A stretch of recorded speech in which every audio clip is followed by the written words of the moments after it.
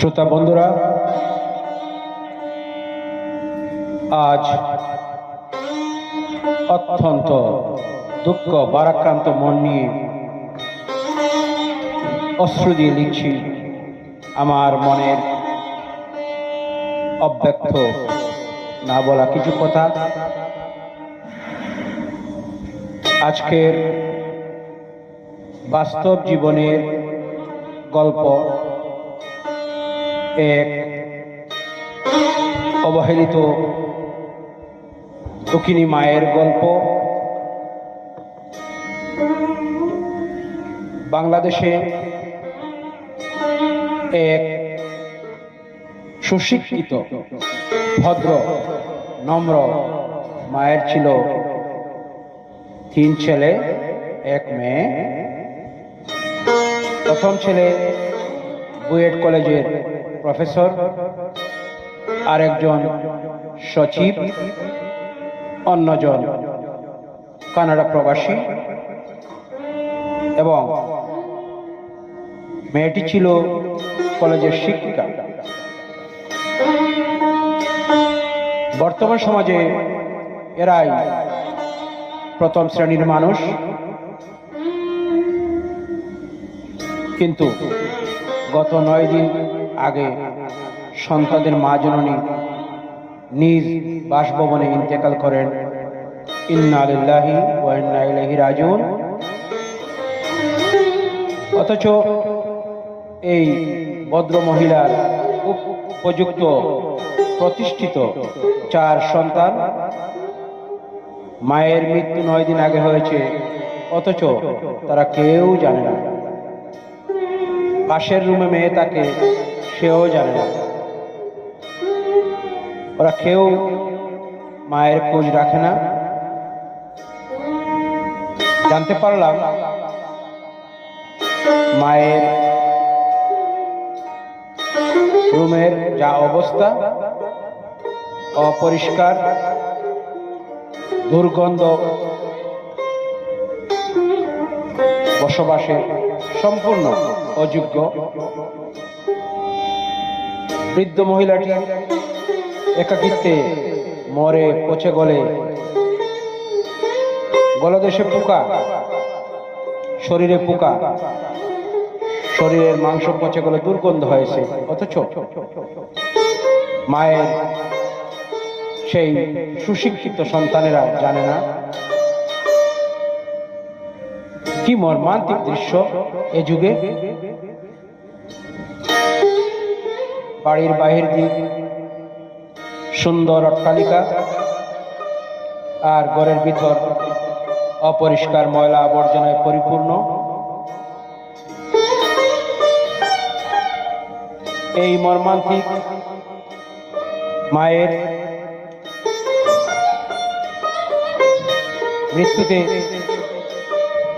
গোটা বাংলাদেশের মানুষকে প্রশ্নবিদ্ধ করেছে। মানবতা আজ লঙ্ঘিত হয়েছে। সন্তানদের মা বাবার প্রতি এত ঘৃণা, এত অবহেলা, কিন্তু কেন? এই শিক্ষিত মূর্খ সন্তানের সচেতন মানুষ আমরা তোমাদের ধিক্কার জানাই, ঘৃণা করি। তোমরা মানুষ নামের কলঙ্ক, তোমরা মানুষরূপী জানোয়ার, কুলাঙ্গার। আমার বলার আর কোনো ভাষা নেই।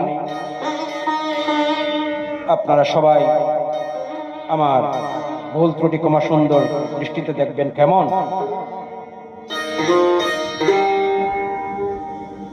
প্রবাসী কবি রুমির শেষ বার্তা বাংলাদেশের তরুণ তরুণীদের জন্য। আপনারা আপনাদের মা বাবার প্রতি যত্ন নেন, মা বাবাকে সম্মান করুন, মা বাবার প্রতি আপনারা যত্নশীল হন।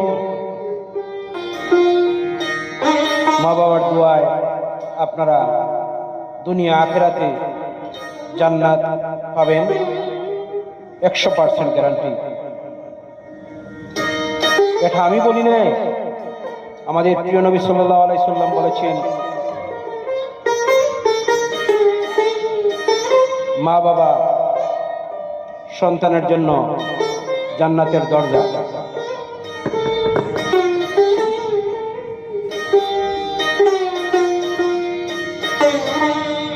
কিন্তু দেখুন, আজকাল প্রতিটা ঘরে ঘরে ছেলেকে বিয়ে দেওয়ার পর বউয়ের কুমন্ত্রণায় বৃদ্ধ মা বাবাকে বাড়ি থেকে বের করে ওরা সুখের স্বপ্ন দেখে। পরে বোকার দল, তোমাদের বাড়ি, তোমাদের পিতামাতা জান্নাত, আর সেই জান্নাতকে বাইরে ফেলে তোমরা বাইরে জান্নাত খোঁজো।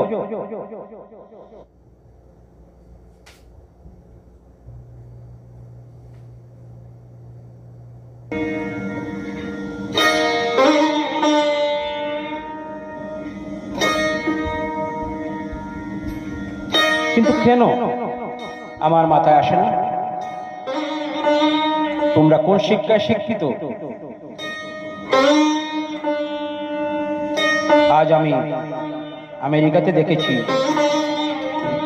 জন্মগত তরুণ তরুণীরা তাদের মা বাবাকে অনেক সম্মান শ্রদ্ধা করে, প্রতি বছর মাদার ডে, ফাদার ডে পালন করে, মা বাবাকে খুশি করতে অনেক উপহার কিনে দেয়, মা বাবাকে সময় দেয়, বেড়াতে নিয়ে যায়, এমনকি বৃদ্ধ দাদা দাদি নানা নানিকেও খোঁজ নেয়, সম্মান করে, শ্রদ্ধা করে। আমি নিউ ইয়র্কে বাসে ট্রেনে দেখেছি বর্তমান যুগের আমেরিকান তরুণ তরুণীরা বৃদ্ধ লোক দেখলে নিজের সিট ছেড়ে বসতে দেয়। এমনকি রাস্তায় যদি কোনো বয়স্ক লোক কোনো কিছু বহন করতে পারে না, আমেরিকান তরুণ তরুণীরা দৌড়ে এসে বলে, আই ক্যান হেল্প ইউ। এক মুহূর্ত দেরি না করে বৃদ্ধ মানুষটিকে সাহায্য করে।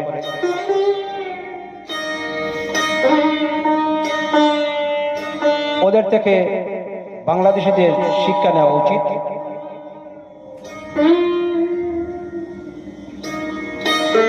কিন্তু বাংলাদেশের শিক্ষিত সন্তানেরা ঠিক তার উল্টো,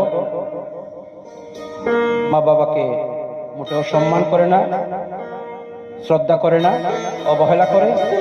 তবে কিছু সংখ্যক সন্তান মা বাবার বাধ্য, বেশিরভাগই স্কুল কলেজ পড়ুয়া শিক্ষিত ছেলে মেয়ে পিতামাতার অবাধ্য সন্তান বর্তমান যুগে অহরহ দেখা যায়। বাংলাদেশের এই দুঃখী মায়ের করুণ মৃত্যুই সত্যবাণীর জ্বলন্ত উদাহরণ।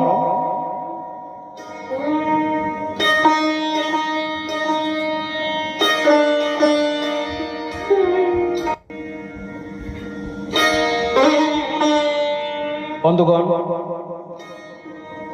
আমি সকল লেখক লেখিকা সাংবাদিক ভাই বোনদের প্রতি